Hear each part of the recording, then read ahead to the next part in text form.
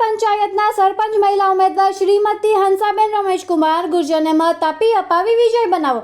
અરવલ્લી જિલ્લાની પંચાયતની ચૂંટણીનો રંગ જામ્યો છે, ત્યારે અરવલ્લી જિલ્લાના સાંપુર ગામના શ્રીમતી હંસાબેન રમેશકુમાર ગુર્જર ઉમેદવારી ફોર્મ ભરતા ગામના લોકોમાં ખુશીનો માહોલ જોવા મળ્યો હતો।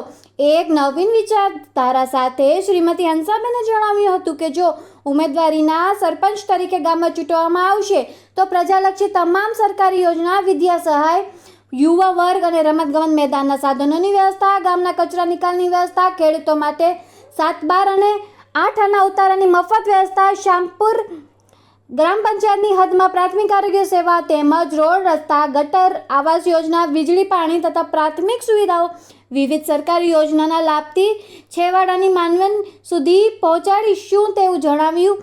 આ ગામનો વિકાસ છેલ્લા 10 વર્ષથી વૃદ્ધાઈ રહ્યો છે, ત્યારે આ સાંપુર ગ્રામ પંચાયતને વિકાસ કામો કરી આપવાની બાંયધરી આપી હતી।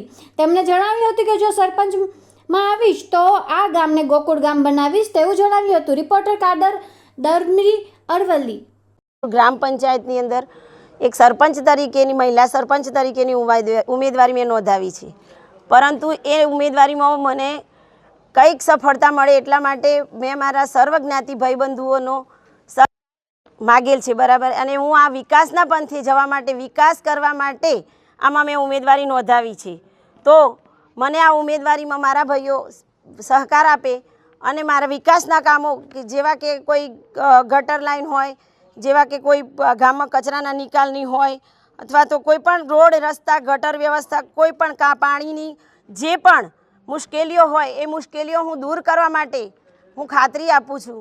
અને મને મારા ગામની સરપંચ તરીકેની ઉમેદવારીમાં જો મને વિજય બનાવવામાં આવે તો મારા ગામને મારે ગોકુળ ગામ જેવું બનાવવું છે, એટલા માટે મેં આમાં ઉમેદવારી નોંધાવી છે।